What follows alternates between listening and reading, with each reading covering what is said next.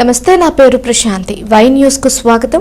వినియోగదారుల హక్కులు, బాధ్యతలపై ప్రతి ఒక్కరూ స్పష్టమైన అవగాహన కలిగి ఉండాలని, డిజిటల్ న్యాయ పాలన ద్వారా వినియోగదారులకు సత్వర న్యాయం సాధ్యమవుతోందని తూర్పు గోదావరి జిల్లా ఇన్ఛార్జి జిల్లా కలెక్టర్ వై మేక స్వరూప్ అన్నారు.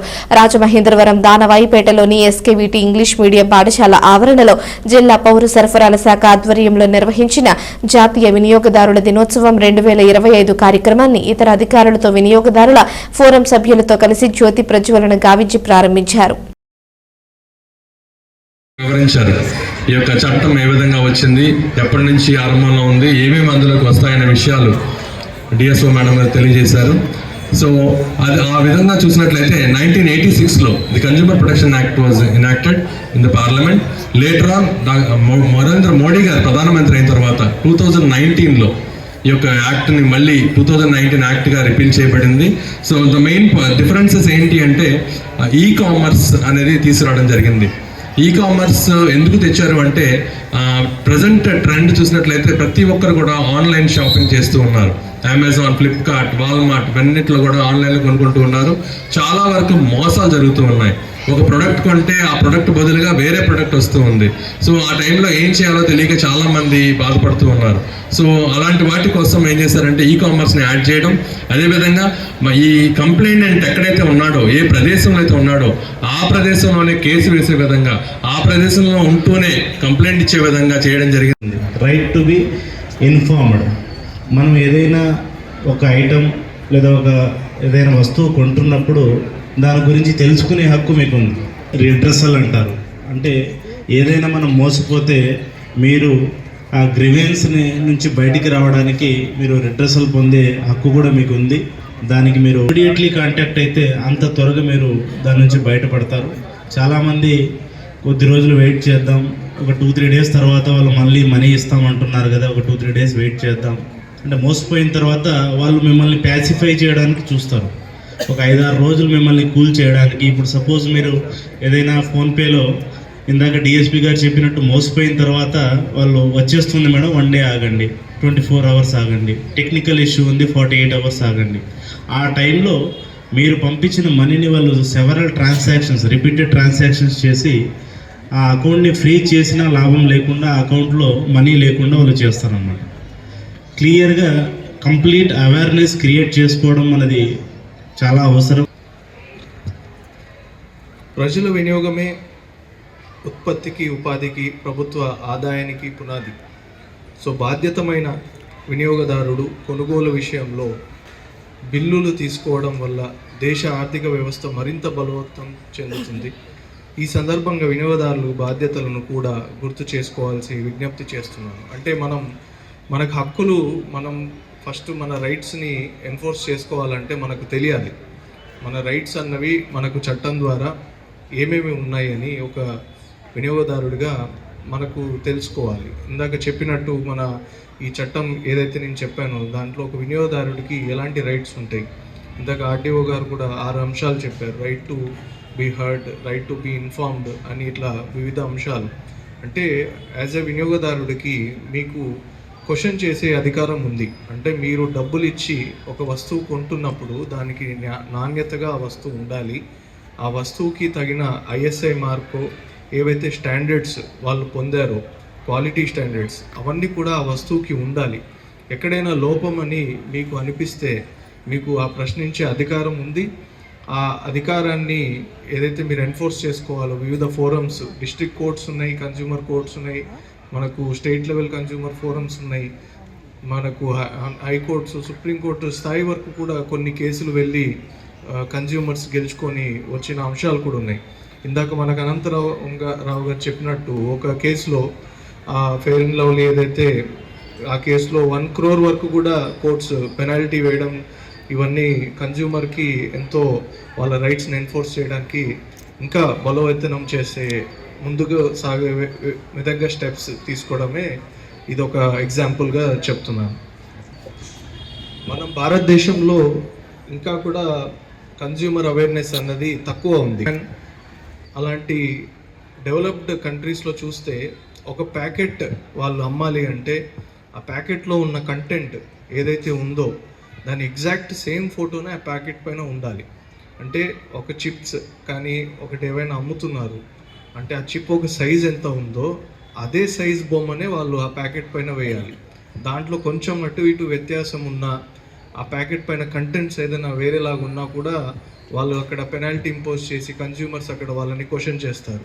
అట్లాగే ఫ్రూట్ జ్యూస్ ఉంటుంది, రియల్ ఫ్రూట్ జ్యూస్ అని మనం చాలా ఫ్రూట్ జ్యూసెస్ తాగుతూ ఉంటాం. ఏది కూడా దాంట్లో ఫ్రూట్ రియల్ కంటెంట్ అన్నది చాలా తక్కువ ఉంటుంది. సో ఇవన్నీ కూడా మనం తెలుసుకొని మనం తింటున్న పదార్థాలు, మనం పే చేస్తున్న వస్తువులన్నిటికీ కూడా నా విజ్ఞప్తి ఏంటంటే ఒకసారి మీరు చూడండి, దానిపైన కంటెంట్స్ ఏంటి అన్నది చదవండి. దాంట్లో ఏమైనా హాని కలిగించే పదార్థాలు ఉన్నాయా, దాంట్లో మన డెవలప్మెంట్ అంటే పిల్లలకి మీరు ఆహారం పెడుతుంటారు చాలామంది చిన్నపిల్లలకి. సో దానిపైన ఈ డిస్క్రిప్షన్ అన్నవి చాలా మిస్లీడింగ్గా ఉంటాయి చాలా ప్రొడక్ట్స్ మీద. ఆ మిస్లీడింగ్ ఇన్ఫర్మేషన్ వల్ల మనం చిన్నపిల్లలకి హానికరమైన ప్రోడక్ట్స్ కూడా ఎన్నో అందిస్తూ ఉంటాం. అవి అప్పుడు వెంటనే దాని ఎఫెక్ట్ కనపడకపోయినా వాళ్ళ కాగ్నిటివ్ డెవలప్మెంట్లో కానివ్వండి, వాళ్ళ ఫిజికల్ డెవలప్మెంట్లో కానివ్వండి, అవన్నీ కూడా ఎఫెక్ట్. మన జిల్లా కన్జ్యూమర్ కోర్టు కూడా రావచ్చు. నేను ఎందుకు చెప్తున్నానంటే జిల్లా కన్జ్యూమర్ కోర్టుని చూజ్ చేసుకుంటున్నారు ప్రజలు. ఎందుకంటే స్పీడీ డిస్పోజల్ అక్కడ జరుగుతూ ఉంది. చట్ట ప్రకారంగా అక్కడ ఏ కంప్లైంట్ వచ్చినా మనకి ఏ కంప్లైంట్స్ ఈ చట్ట పరిధి శ్రోతలు ముందుకు అడ్రస్ చేసిన వాళ్ళు చెప్పి ఉండొచ్చు మీకు, అది తర్వాత చెప్తాం. అది స్పెషాలిటీ. అది స్పీడీ డిస్పోజల్లో ఇచ్చారనమాట ఈ చట్ట ప్రకారంగా. 2019 చట్టం పిల్లలందరూ కూడా వేరే యాక్ట్ అనేది ఉంటుంది, అది కొనుక్కిని మన కొంచెం అవగాహన పెంచుకోవడం కోసం ఆ చట్టం కూడా కొంచెం చదువుకోవాలి. చెప్తారు, మీ టీచర్స్ చెప్తారు, మాలాంటి వాళ్ళు వచ్చి చెప్తారు, ఇదంతా ఉంటుంది. ఇన్ అడిషన్ టు దట్ పిల్లలందరూ కూడా 10th క్లాస్ నుంచి కూడా ఉన్నట్టుకున్నారు ఇక్కడ. 10th క్లాస్ అయితే 10th, 9th, 8th కంపల్సరీగా పుస్తకం చదవాలి. 2019 కన్జ్యూమర్ ప్రొటెక్షన్ యాక్ట్ 2019 చట్టం ఒకటి ఉంటుంది, 100 రూపాయలు ఉంటుంది. అది మీరు అందరూ చదవాలి, చాలా మంచిది. తర్వాత దాని గ్రాడ్యుయేషన్ లెవెల్ వరకు అన్ని డిగ్రీ కోర్సుల్లో కూడా ఇంట్రడ్యూస్ చేశారు. ఎలాగో లా కోర్సులో ఎట్లాగో సబ్జెక్ట్ మ్యాటర్గా ఉంది అది. రెండోది, ఇది ఈ చట్టంలో తీసుకొచ్చిన కంప్లైంట్స్ మీద కోర్టు ఫీజు చాలా నామినల్, చాలా తక్కువ. పబ్లిక్ ఏమి పెద్ద బడ్జెట్ కాదు. కంప్లైంట్ పోస్టల్ ద్వారా పంపవచ్చు, రిజిస్టర్ పోస్ట్ ద్వారా మేము స్వీకరిస్తాము, డైరెక్ట్గా ఫైల్ చేయొచ్చు కోర్టులకు వచ్చి. అడ్వకేట్లను కూడా ఎంగేజ్ చేసుకోవాల్సినటువంటి అవసరం ఏమీ లేదు, అదొక సౌలభ్యం ఉంది కోర్టులో. అదే జిల్లా కోర్టులో అయితే కంపల్సరీగా అడ్వకేట్ ద్వారానే కంప్లైంట్ వెళ్తుంది. మీరు వెళ్ళి అక్కడ అడ్రస్ చేయడం అన్నది చాలా అరుదుగా ఉంటుంది. కానీ మన కోర్టు, కన్జ్యూమర్ కోర్టు అయితే మన బాధితుడు ఎవరైనా వచ్చి వాళ్ళ యొక్క ఆ గ్రీవియన్స్ని అడ్రస్ చేసే కాగితం మీద రాసిస్తే కంప్లైంట్ రూపేనా దాన్ని తర్జుమా చేస్తారు మా స్టాఫ్ అంతానే. ఏర్పాటు చేసుకోవడానికి గల సందర్భం ఏంటి అంటే జాతీయ వినియోగదారుల దినోత్సవం. ఎందుకు మనము ఈరోజు డిసెంబర్ 24నే జాతీయ వినియోగదారుల దినోత్సవం జరుపుకోవాలి అంటే, మేడం ఇందాక చెప్పినట్టుగా మనకి మొట్టమొదటిసారిగా 1986లో కన్జ్యూమర్ ప్రొటెక్షన్ యాక్ట్ అనేది పార్లమెంటులో ప్రవేశపెట్టబడి చట్టంగా రూపొందింది ఈ డిసెంబర్ 24నే. కాబట్టి ఈ డిసెంబర్ 24ని పురస్కరించుకొని మనము ఈ జాతీయ వినియోగదారుల దినోత్సవంని జరుపుకుంటున్నాం. అయితే మనకి ఈ డిసెంబర్ 24న ఈ దినోత్సవాన్ని పురస్కరించుకొని మనకి భారత ప్రభుత్వం వారు, అంటే యాక్చువల్గా ఈ కన్జ్యూమర్ అఫైర్స్, వినియోగదారుల వ్యవహారాలు అనేది ఒక పెద్ద శాఖ అన్నమాట. ఈ శాఖ మనకి ministry of consumer affairs, food and public distribution అనేది ఒక భారత మంత్రిత్వ శాఖ ద్వారా ఈ కన్జ్యూమర్లకి సంబంధించినటువంటి కార్యక్రమాలన్నీ, వాళ్ళలో అవేర్నెస్ క్రియేట్ చేయడము, అనేక ప్రోగ్రామ్స్ అన్నీ కూడాను వారి ఆధ్వర్యంలో అన్ని స్టేట్స్లో కూడా జరుగుతుందన్నమాట. అదే మన స్టేట్కి వచ్చేసేటప్పటికి consumer affairs, food and civil supplies department ద్వారా ఈ కార్యక్రమాలు జరుగుతాయి. అయితే మనకి ఈ కన్జ్యూమర్ అనేవాడు, వినియోగదారుడు అనేవాళ్ళు ఒక శాఖకే, సివిల్ సప్లైస్ శాఖకే పరిమితం అని కాదు. మనకి ఈ సెలబ్రేషన్స్ అనేవి కూడాను మనం అన్ని శాఖల సమన్వయంతో కూడా ఈ సెలబ్రేషన్స్ జరుపుకుంటాం అన్నమాట. అంటే మనకి ఈ నేషనల్ కన్జ్యూమర్ డే సందర్భంగా ఒక వీక్ లాంగ్ సెలబ్రేషన్స్ జరుపుతాం.